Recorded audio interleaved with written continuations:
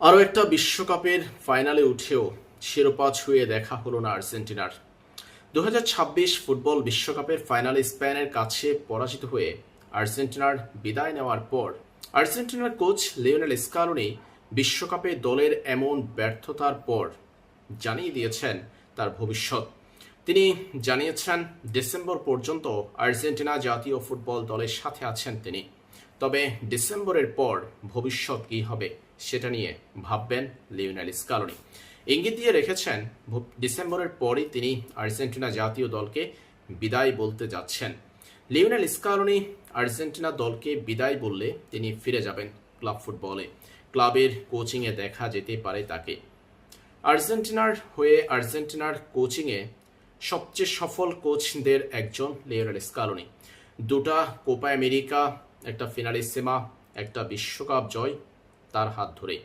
আর্জেন্টিনার সবগুলো সফলতার নায়ক বলা যায় এই কোচকে।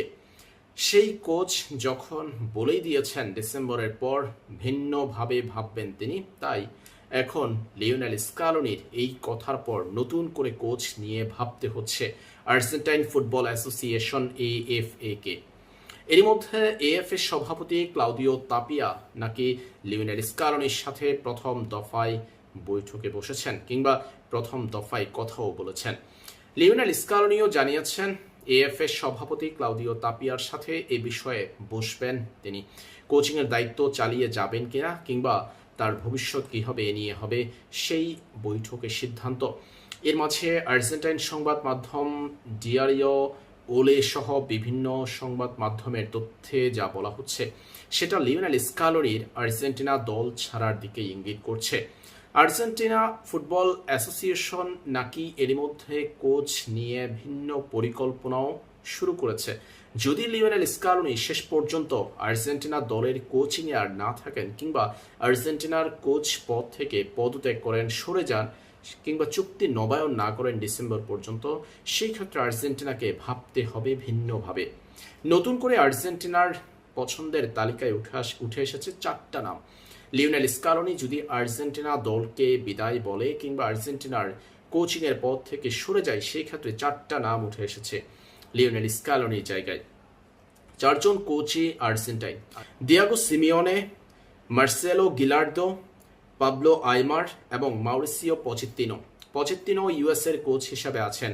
তিনি যদি আসতে হয় তাহলে সেই চুক্তি বাতিল করে আসতে হবে। পাবলো আইমার এরই মধ্যে আর্জেন্টিনার অ্যাসিস্ট্যান্ট কোচের দায়িত্ব পালন করছেন লিওনেল স্কালোনির সাথে। আর মার্সেলো গিলার্দো বর্তমানে আছেন ফ্রি এজেন্ট হিসেবে, তিনি রিভার প্লেটে কোচিং করিয়েছেন, বর্তমানে ফ্রি এজেন্ট হিসেবে আছেন। আর দিয়াগো সিমিওনের চুক্তির মেয়াদ আছে 2027 সাল পর্যন্ত। অ্যাথলেটিকো মাদ্রিদের সাথে 2027 সাল পর্যন্ত চুক্তির মেয়াদ আছে।